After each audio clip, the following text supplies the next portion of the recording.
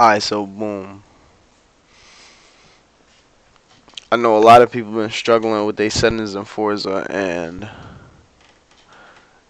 these are the settings that I got for my R5. So, the first thing you're going to want to do is come here and search control panel.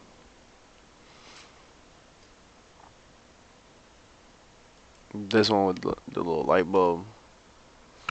You're going to want to go to advanced, select the R5 or your Moza base as the preferred device so it can show up as device number 1.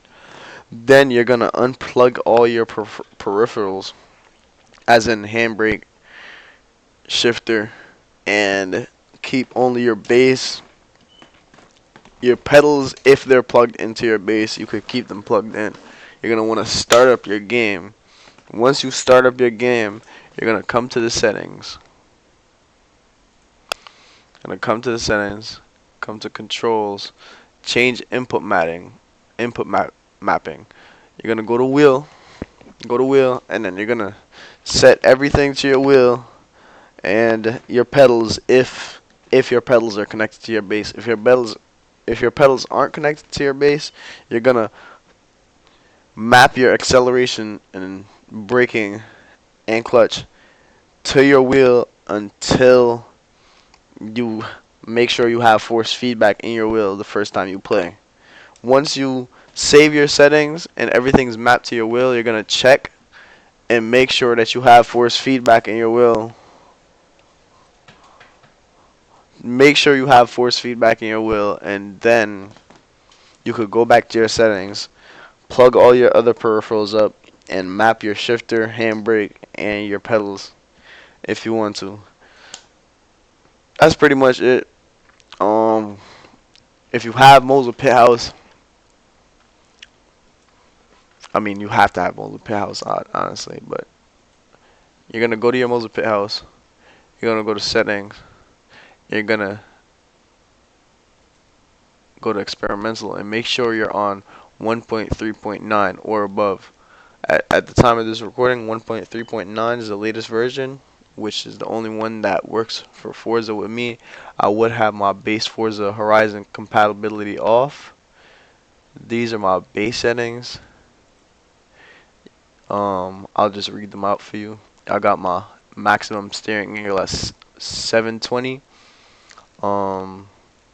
I got my game force feedback intensity at 80, maximum output torque limit 90%, force feedback that shit 0, 0, 0, 80,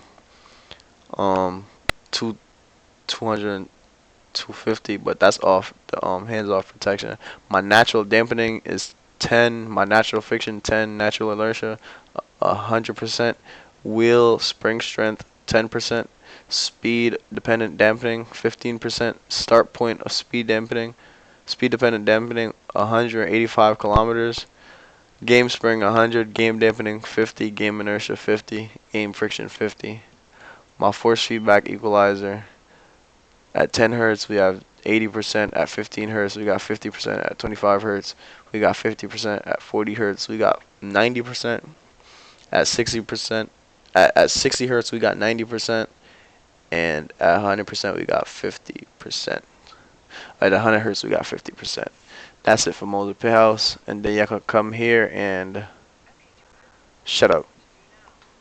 Y'all could come here and go to advanced controls.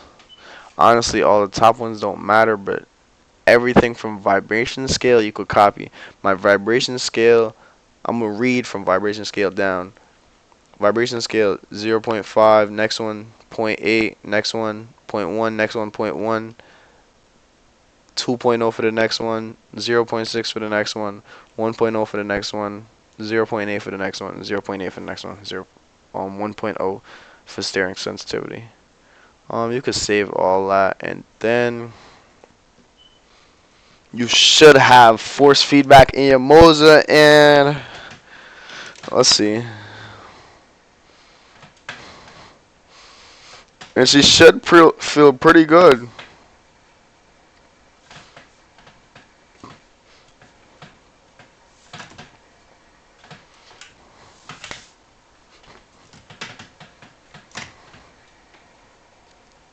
I would say if you do a lot of off-roading, turn the off-road scale up a little bit, and everything should feel good. But I've been using my settings for drifting. If you want to, you could turn up the minimum force feedback for it to feel a little stiffer. But other than that, that's it for the video, guys. Thank you. Subscribe, man. Tap man out. I was about to press exit game. Shit, I'm still playing.